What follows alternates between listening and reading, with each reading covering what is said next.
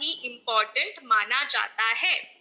तो ये जो जिंक टैबलेट्स होते हैं वो बहुत इंपॉर्टेंट होते हैं क्योंकि ये हॉर्मोन्स को बैलेंस करता है। हमारे में महिलाओं में कुछ सेक्स हॉर्मोन्स होते हैं और मेल में भी कुछ टेस्टोस्टेरॉन नाम का हार्मोन होता है। तो यही सेक्स हार्मोन बैलेंस करने का काम बखूबी निभाता है जिंक। और जिंक का डिफिशियंसी भी बहुत ज्यादा है। पिछले सेशन में मैं आपको समझा रही थी कि माइक्रोन्यूट्रिएंट डिफिशियंसी को हम हिडन हंगर भी कहते हैं। तो जिंक एक ऐसा माइक्रोन्यूट्रिएंट है जो अगर हमारे शरीर में नहीं होता है तो हमें आसानी से पता नहीं चलता है। जब पता चलेगा तब तक शायद बहुत देर हो चुकी होगी और हम शायद वो डिफिशियंसी शायद एक बड़ा डिजीज का रूप भी ले सकता है। तो जिंक का सप्लीमेंट हमें देना है क्योंकि ये इन्फेक्शंस में भी काम आता है। एक इजी एग्जांपल देती हूँ। कोविड के टाइम पे क्या था, वो एक वायरल इन्फेक्शन था और तब कोई भी वैक्सीन या दवाई कुछ भी नहीं था कोविड को रिड्यूस करने के लिए, क्योर करने के लिए। तब डॉक्टर्स हमें जिंक रेकमेंड करते थे कि आप जिंक अगर लेते हैं तो आपका इन्फेक्शन ऑटोमेटिकली चला जाएगा क्योंकि जिंक लेने से आपका जो नेचुरल इम्यूनिटी है वो बहुत ज्यादा बढ़ जाता है और ये हीलिंग को भी बढ़ा देता है, इंक्रीज कर देता है। अगर आपका रिकवरी रेट बहुत स्लो है तो वो इसे फास्ट कर देता है। बच्चों के लिए, प्रेग्नेंट औरतों के लिए भी जिंक बहुत ज्यादा इंपॉर्टेंट होता है। आयुर्वेद में जिंक को यशत भस्म कहा जाता है और जो स्टैमिना और इम्यूनिटी के लिए बहुत ही इंपॉर्टेंट होता है। जितने भी ट्रेडिशनल डाइट्स होते हैं जिंक में एनरिच्ड, वो फर्टिलिटी यानी प्रजनन शक्ति को संतुलित रखने का भी काम करता है और बेहतर हीलिंग प्रॉपर्टी देता है। अब जिंक का जो डिफिशियंसी है वो क्यों है? जिंक हमें नॉर्मली खाने से नहीं मिलता है। हमें कैसे मिलता है? हमें वो मिट्टी से मिलता है।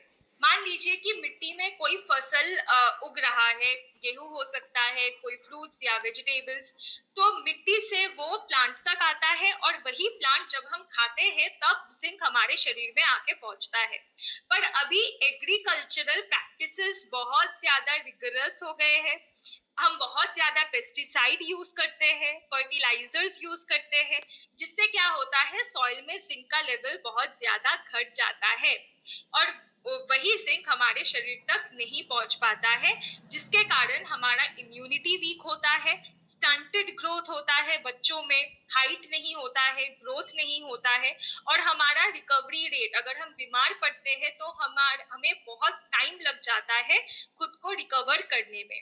तो हमें चाहिए जिंक का supplement to combat this problems. Zinc के जो औषधि गुण है वो साइंटिफिकली वैलिडेटेड भी है। जैसे the American journal of clinical nutrition में ये कहा गया है कि जिंक का सप्लीमेंटेशन इन्फेक्शन घटाने का काम करता है, जैसे कि कोविड के टाइम पे हुआ था। वैसे ही जर्नल ऑफ न्यूट्रिशन में देखा गया है कि जिंक डिफिशियंसी से बच्चों में रिटार्टेड ग्रोथ होता है, बच्चों में हाइट या वेट का प्रॉब्लम होता है, मैल नरिशमेंट का प्रॉब्लम होता है। तो हमारे पास जो सोल्यूशन है वो क्या है? ये जिंक का स्टैंडर्डाइज्ड फॉर्मुलेशन है। टैबलेट के फॉर्मेट में आता है तो इजी होता है।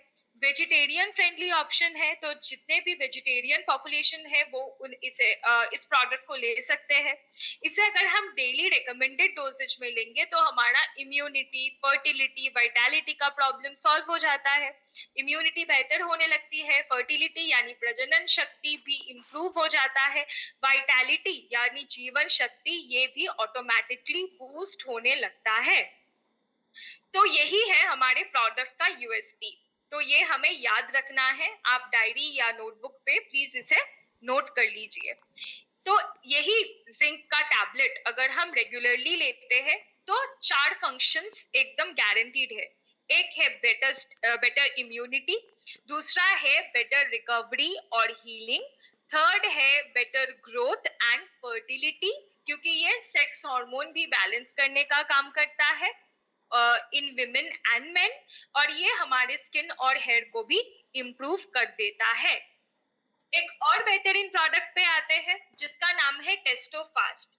तो क्या आप मुझे बता पाए